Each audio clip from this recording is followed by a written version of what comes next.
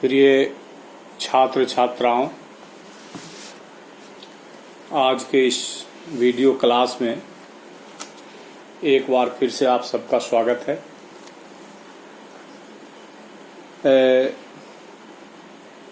स्नातकोत्तर सेमेस्टर 1 के दूसरे पेपर में CC2 में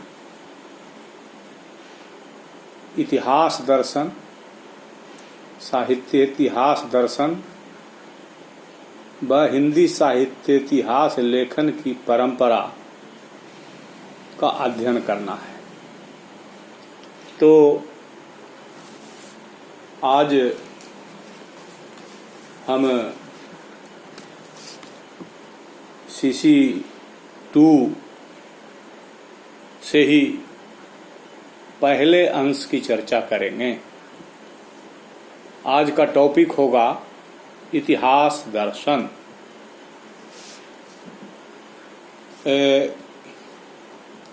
दो शब्द हैं इसमें जुड़े हुए, इतिहास और दर्शन। पहले दोनों को अलग अलग समझना उचित होगा। सबसे पहले दर्शन क्या है, इसे समझा जाए। दर्शन शास्त्र एक अलग से भी स्वतंत्र विषय है। दर्शन, जिसको कि अंग्रेजी में फिलॉसफी कहते हैं, फिलॉसफी, फिलॉस मतलब प्रेम और सोफिया मतलब ज्ञान। असल में मनुष्य स्वभाव से ही एक चिंतनशील प्राणी है, और जो चिंतन शक्ति मनुष्यों में है वह पशुओं में नहीं है। हालांकि पशुओं में कुछ न कुछ चिंतन शक्ति अवश्य है।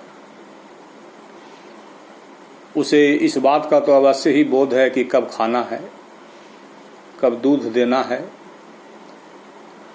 कब बच्चे को पिलाना है,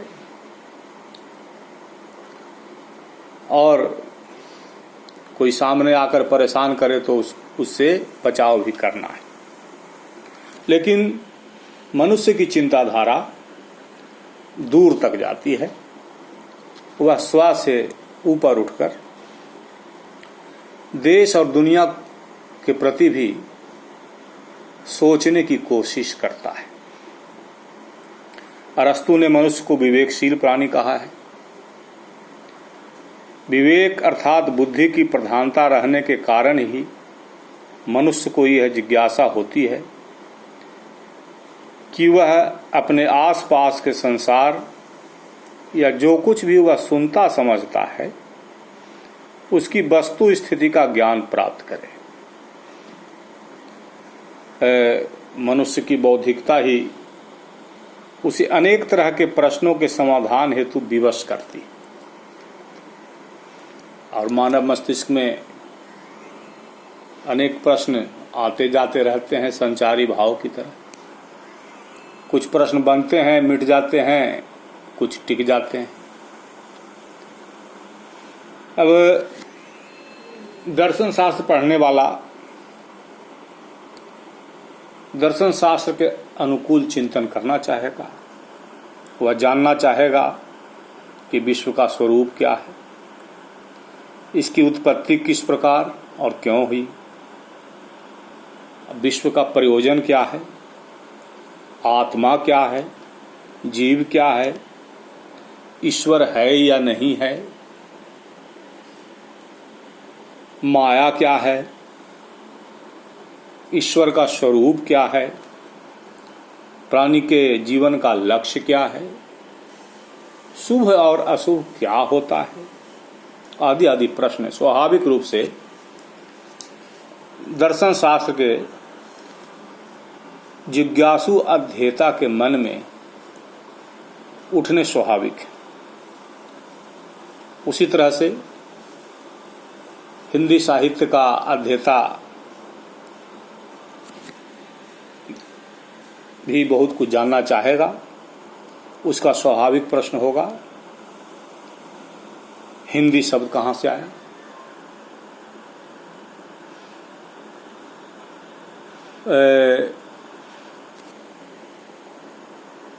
संत कबीर के काव्य पर किनका प्रभाव पड़ा। सूरदास जी ने गीति काव्य का सृजन किया है, तो वह गीति काव्य की परंपरा कहाँ से चली। महात्मा तुलसीदास विश्व के सर्वश्रेष्ठ कवियों में गिने जाते हैं, इसके पीछे कारण क्या है, किस कारण से ऐसा होता है। तो यह जो नजरिया है, दृष्टि है, चिंतन शक्ति है और भिन्न अलग अलग प्राणियों की चिंतन शक्ति अलग अलग काम करती है। एक प्राणी की चिंताधारा दूसरे प्राणी से कहीं न कहीं बदल जाती है, मेल नहीं खाती है। तो चीजों को देखने का जो नजरिया होता है वही दर्शन कहलाता है।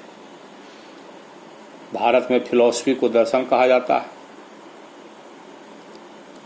दर्शन शास्त्र की पुस्तक भारतीय दर्शन की रूपरेखा में प्रोफेसर हरेंद्र प्रसाद सिन्हा ने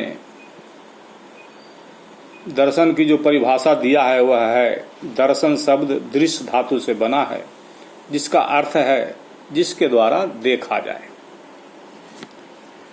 तो हमको यह मानना होगा कि दर्शन मानव मस्तिष्क में उठने वाले विविध प्रश्नों का युक्ति पूर्वक उत्तर देने का प्रयास है।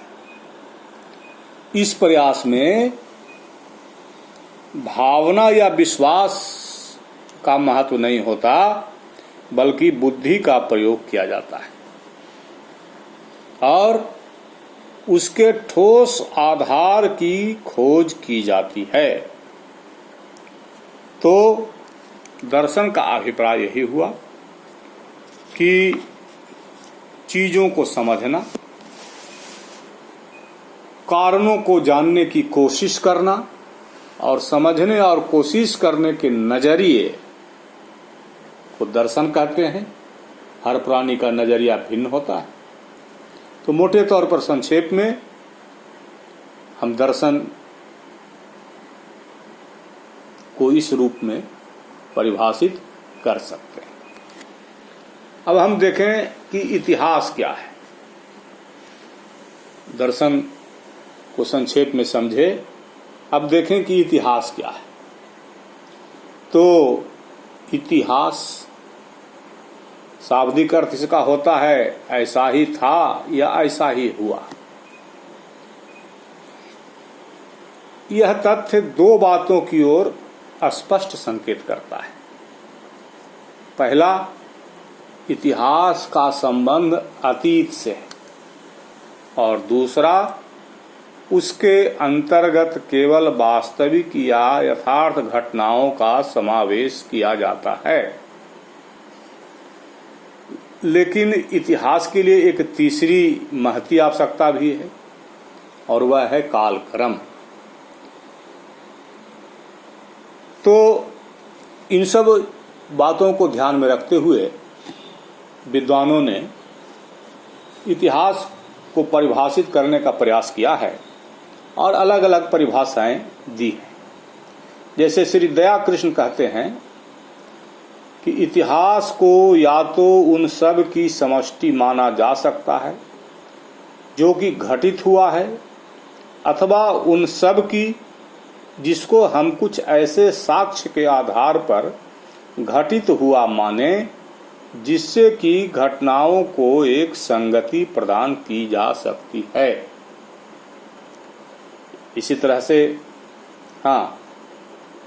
इनका मानना है कि इतिहास के लिए प्रामाण्य का प्रश्न नहीं उठता, इसके लिए महत्वपूर्ण है सामर्थ्य। जो सफल होता है वही इतिहास में महत्वपूर्ण समझा जाता है। इसके लिए इन्होंने ईसा मसीह को उद्धृत किया है। इनके अनुसार ईसा मसीह का महत्व ईसाई धर्म की विजय के कारण है। दूसरी परिभाषा है, डॉक्टर हरवंश लाल शर्मा ने इतिहास को परिभाषित करते हुए लिखा है, इतिहास देश और काल के आयाम में विकसित और विकासशील मानव जीवन का गवेषण एवं तथ्यों पर आधारित युग सापेक्ष मानव जीवन की व्याख्या। समझने की बात है, इतिहास देश और काल के आयाम में विकसित, देश और काल की सीमाओं में विकसित और विकासशील मानव जीवन का गवेषण, गवेषणा यानी खोज, एवं तथ्यों पर आधारित युग सापेक्ष मानव जीवन की व्याख्या है। उन तथ्यों को वर्तमान के हिसाब से समझते हुए और उसका आकलन करना, उसका विश्लेषण करना, उसको लिखना इतिहास। डॉक्टर गणपति चंद्र गुप्त कहते हैं कि अतीत के किसी भी तथ्य, तत्व एवं प्रकृति के वर्णन, विवरण, विवेचन व विश्लेषण को जो कि काल विशेष या काल क्रम की दृष्टि से किया गया हो, इतिहास कहा जा सकता है। परिभाषाएं और भी हैं तो, और इतिहास की व्याख्या में पाश्चात्य चिंतकों का भी महत्वपूर्ण योगदान है। क्रोचे का मत है कि संपूर्ण इतिहास समसामयिक इतिहास है। कॉलिंगवुड मानते हैं कि इतिहास एक अद्वितीय प्रकार का ज्ञान है जो मानव के संपूर्ण ज्ञान का स्रोत है। और E.H. कार पाश्चात्य विद्वान हैं, इतिहास को वर्तमान एवं अतीत का अविच्छिन्न संवाद मानते हैं। उनकी पुस्तक है व्हाट इज हिस्ट्री, उसके प्रथम अध्याय में ही उन्होंने लिखा है, my first answer therefore to the question what is history is that it is a continuous process of interaction between the historian and his facts, an unending dialogue between the present and the past। वर्तमान एवं अतीत का अविच्छिन्न संवाद इन्होंने कहा है। तो इन उदाहरणों से, इन परिभाषाओं से बहुत सी बातें स्पष्ट होती है। यह स्पष्ट होता है कि इतिहास मात्र अतीत का ही नहीं होता, वह वर्तमान से भी अनुप्राणित होता है। वह तथ्यात्मक अवश्य होता है, काल क्रमानुसार अवश्य होता है, लेकिन उन तथ्यों के बीच इतिहासकार की मनोवृत्ति का भी महत्व होता है, उसके चिंतन का भी महत्व होता है। जैसे कुछ उदाहरण हैं, अब जैसे इंदिरा गांधी की हत्या हो गई, तो इतिहासकार जब इस घटना को इतिहास का रूप देगा तो यहाँ उसकी मनोवृत्ति का महत्व होगा और उसके संबंध में नाना प्रकार के मत हो सकते हैं। कोई कहेगा अमेरिका के इशारे पर हत्या हुई, कोई कहेगा पाकिस्तान के इशारे पर हत्या हुई, कोई कहेगा खालिस्तान समर्थक चाहते थे, कोई कहेगा रक्षकों को खरीद लिया गया था। तो विभिन्न प्रकार की बातें हो जाती हैं। तो यहाँ पर दृष्टिकोण का महत्व हो जाता है, इतिहासकार के चिंतन का महत्व हो जाता है कि उसका नजरिया क्या है, वह किस एंगल से सोचता है। अब हम एक और उदाहरण देते हैं। जाड़े का समय है, सुबह का समय है, कोहरे की चादर बिछी हुई है, जहां हाथ को हाथ नहीं सूझता। वैसी स्थिति में प्रातः काल में एक कार तेज रफ्तार से जा रही है और एक तीखे मोड़ पर कार से एक व्यक्ति दुर्घटनाग्रस्त हो जाता है। वह व्यक्ति वहीं पर कि एक गुमटी से सिगरेट लेकर पीता हुआ सड़क पार करता हुआ लौट रहा था। दुर्घटना हो जाती है। अब इस दुर्घटना में जब इतिहासकार लिखेगा तो विचार के भिन्न भिन्न बिंदु होंगे। तेज रफ्तार दुर्घटना का कारण हो सकती है, घना कोहरा दुर्घटना का कारण हो सकता है, ड्राइवर सुबह सुबह पूरी तरह से जागृत अवस्था में न हो, यह भी हो सकता है। तीखी मोड़ उसका कारण हो सकता है।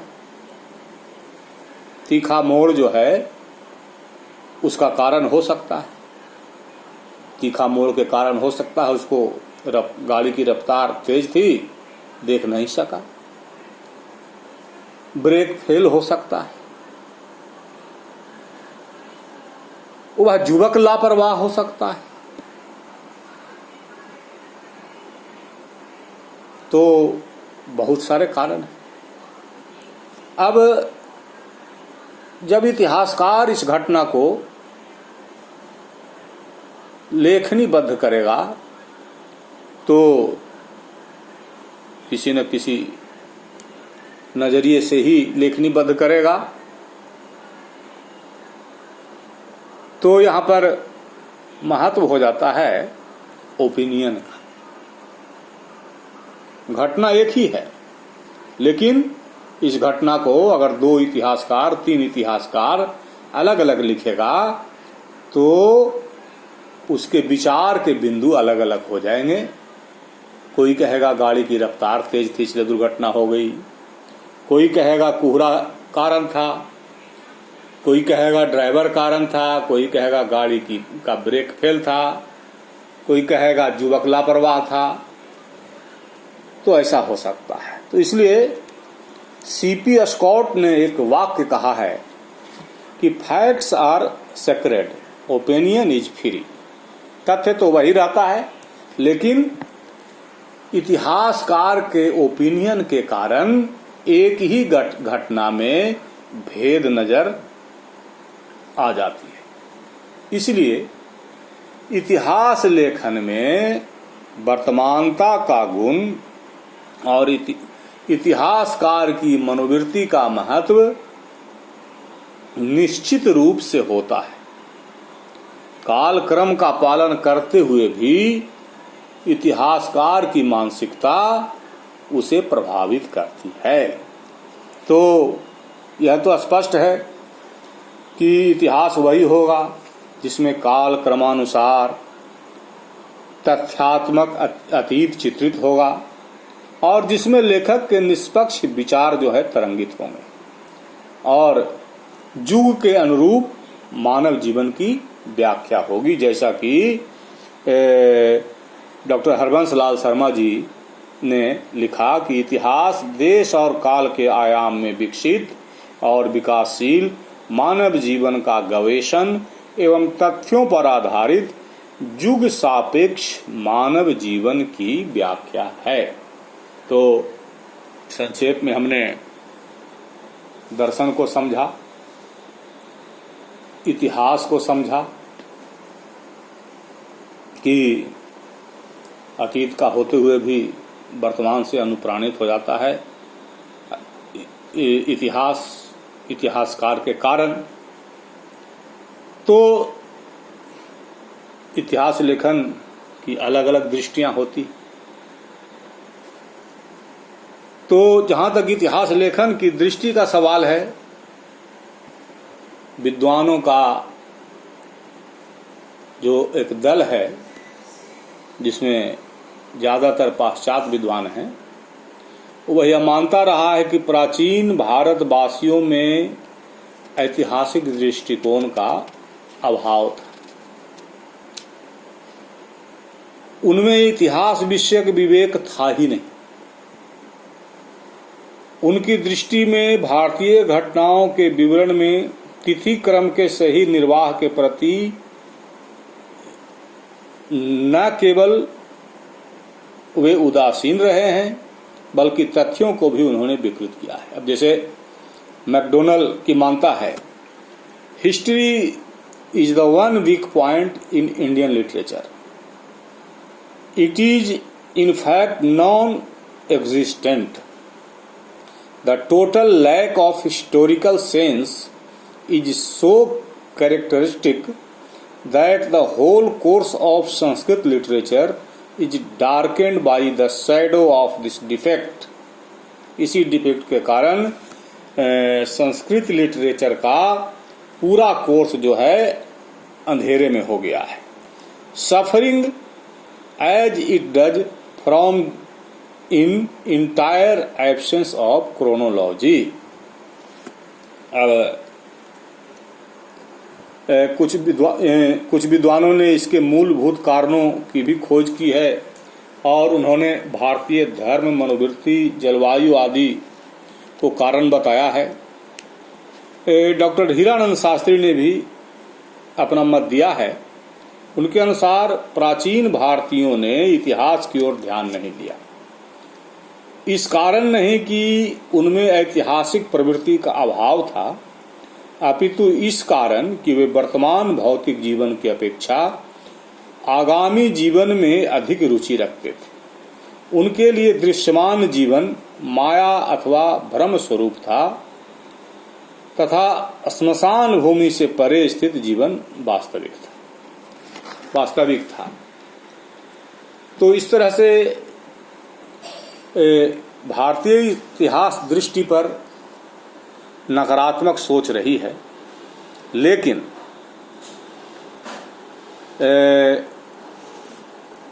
जैसा कि कहा गया है वैसा बिल्कुल ही नहीं है। भारतीय विचार में वर्तमान जीवन को कभी भी सर्वथा नगण्य नहीं माना गया है। यह चय का वेदित सत्य को यही जानना है और इसी जीवन में ही धर्म का आचरण करना है। सदैव से ही हिंदू धर्म की यह निष्ठा रही और चरैवेति भी ऋषियों की वाणी रही है। यह बताना बहुत जरूरी होगा कि इतिहास शब्द का सर्वप्रथम उल्लेख अथर्ववेद में प्राप्त होता है। शतपथ ब्राह्मण, जैमिनीय बृहदारण्यक तथा छांदोग्योपनिषद में भी इस शब्द का प्रयोग हुआ है। अच्छा, इतना ही नहीं बल्कि ज्ञान की इस शाखा को यानी इतिहास को इतिहास वेद की संज्ञा भी दी गई है। कौटिल्य ने अर्थशास्त्र में लिखा है कि 3 वेद साम, ऋक, यजुष वेद त्रयी बनते हैं तथा इतिहास वेद के साथ ये वेद के नाम से जाने जाते हैं।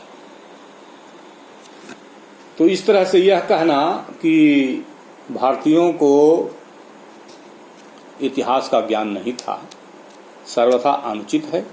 फिर भी जो प्राचीन भारतीय इतिहास लेखन हुआ उसको 4 वर्गों में विभाजित किया जा सकता है।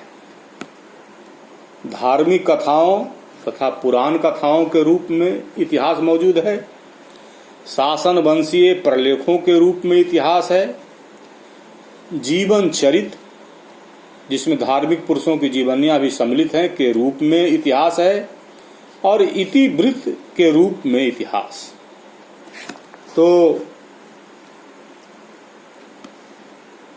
इस तरह से इतिहास तो है, लेकिन इतिहास की जो परिभाषा है उस परिभाषा पर भले न सटीक बैठे,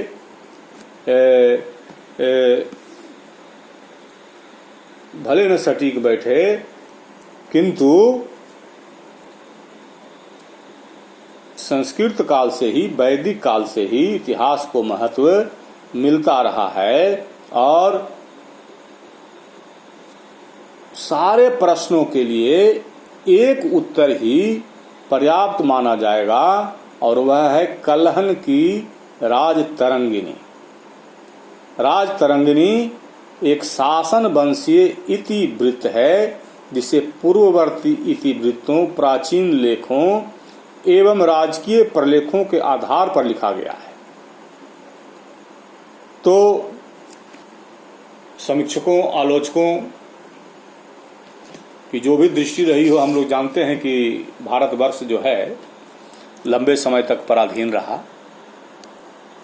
मुगलों ने शासन किया, अंग्रेजों ने शासन किया और पराधीनता में होता यह है कि